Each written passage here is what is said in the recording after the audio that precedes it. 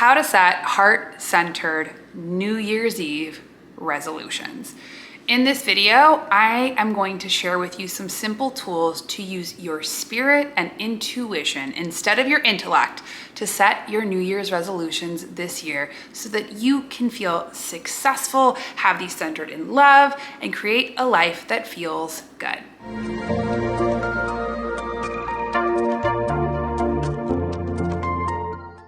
New Year's resolutions. Often, this is the time where our ego intellect goes wild and loves to set a million different things, making the bar incredibly high for 2023. The expectation, the best year yet. This is the year that I'm going to do a million billion different things that feel so good.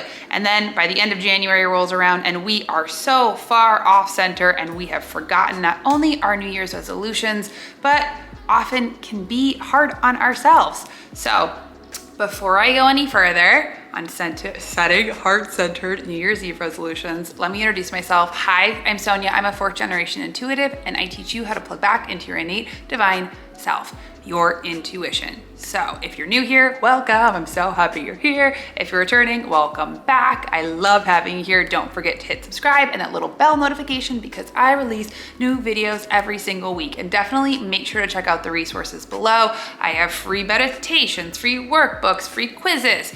Go crazy. So let's talk about New Year's Eve resolutions. First, like I said, it's often our ego, which is the part that can set an impossible standards that sets the resolutions.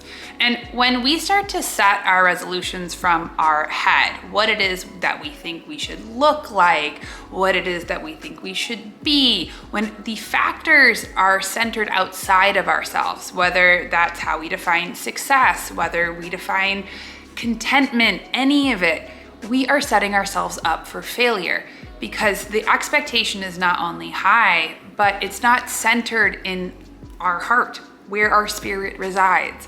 When we make resolutions centered in self-love, self-worth, deeper listening, that naturally sustains our attention, naturally sustains our concentration, naturally sets us up for follow-through. So, as I was saying, pitfall number one, don't aim too high. The first thing I would love for you to do is review your past year. Look at all your successes. Look at all the ways that you've grown. Look at all the ways that you've changed. When we can start to celebrate and really take into stock what is working, we actually breed more confidence in ourselves. When we are creating or trying to impose a resolution from a I should, that's a secret shame. And shame is I am bad. That will and it's not a good motivator. No matter what, you can be hard on yourself all day long. And what will happen is you will run out of gas because it'll never be good enough. So in reviewing our past year, reviewing our successes, we actually start to affirm to ourselves what we know to be true and what we love about ourselves. So lower the bar of expectation. If you want a new gym routine, make it not because you want the killer body or you need to be a certain shape or size, but because it feels good and you love moving your body.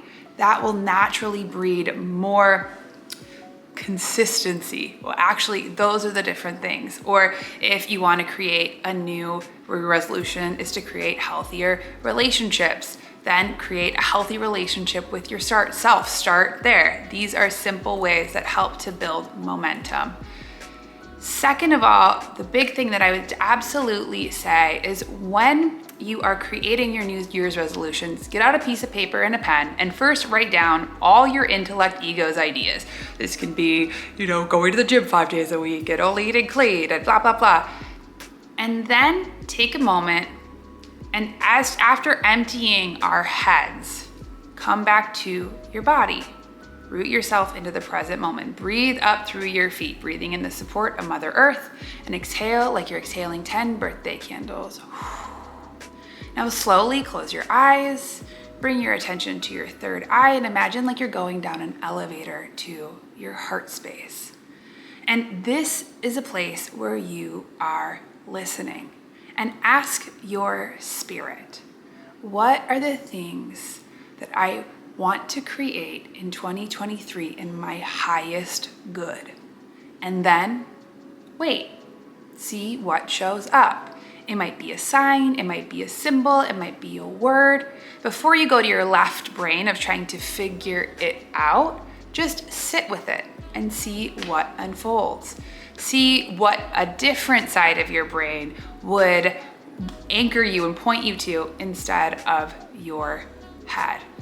Third, when we are creating different New Year's resolutions, the big thing, as I was saying, make those resolutions founded in love for yourself, for your body, for your spirit.